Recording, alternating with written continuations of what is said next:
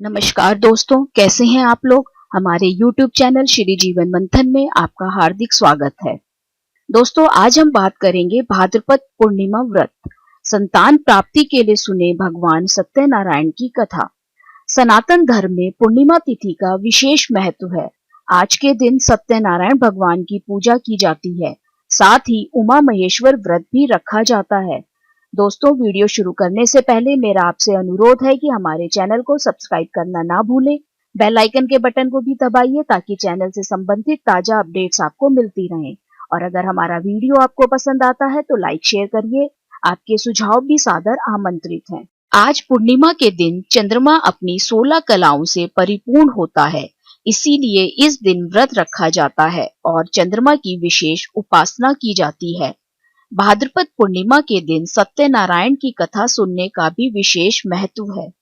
पौराणिक कथाओं के अनुसार आज के दिन सत्यनारायण की कथा सुनने से सभी कष्टों का नाश होता है।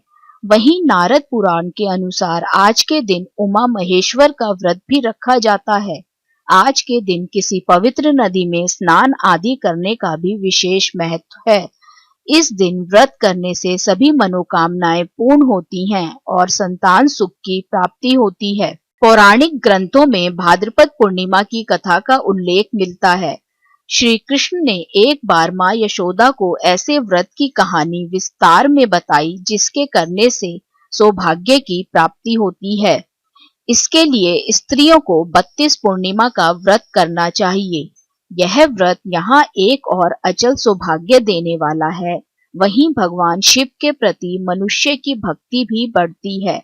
श्री कृष्ण ने आगे कहानी बताते हुए बताया कि कार्तिका नाम के एक नगर में चंद्रहास नाम का एक राजा राज्य करता था।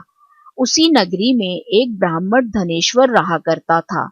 उसकी सुंदर और सुशील पत्नी थी जिसका नाम रूपवती था।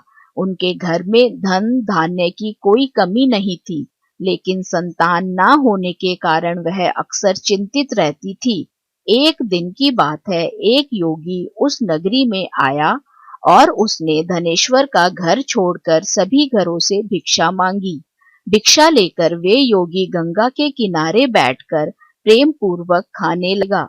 तभी दुखी होकर धनेश्वर ने योगी से भिक्षा ना लेने की वजह पूछी। इस बात पर योगी ने कहा कि निसंतान के घर की भीख पतितों के अन्न के समान होती है और जो पतितों का अन्न ग्रहण करता है वे भी पतित हो जाता है। इसीलिए इस भय से उनके घर की भिक्षा नहीं लेता।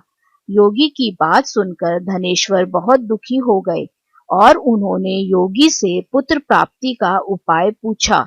योगी ने उन्हें चंडी की उपासना करने की सलाह दी। योगी की बात सुनते ही धनेश्वर देवी चंडी की उपासना करने के लिए वन में चला गया। 16वें दिन धनेश्वर की उपासना से प्रसन्न होकर देवी चंडी ने उसे दर्शन दिया और पुत्र प्राप्ति का वरदान दिया, लेकिन साथ ही ये भी कहा कि वे केवल 16 वर्षों तक ही जीवित रहेगा। लेकिन 32 पूर्णिमा का व्रत रखकर उसे दीर्घायु किया जा सकता है। स्त्री और पुरुष दोनों को ही व्रत रखने होंगे। इसके बाद देवी ने कहा कि ये आम के वृक्ष पर से फल तोड़कर घर ले जाएं और पत्नी को सारी बात बताएं। वह स्नान कर शंकर भगवान का ध्यान कर उस फल को खा ले। भगवान शिव की कृपा से वह गर्भवती हो जाएगी। इस व्रत को करने के बाद धनेश्वर और रूपवती को पुत्र की प्राप्ति हुई और 32 पूर्णिमा का व्रत रखने से पुत्र को दीर्घायु प्राप्त हुई। राधे राधे। आशा करते हैं दोस्तों आपको भाद्रपद पूर्णिमा की ये कहानी पसंद आई होगी। आप सब पर ईश्वर की कृपा सदा बनी रहे।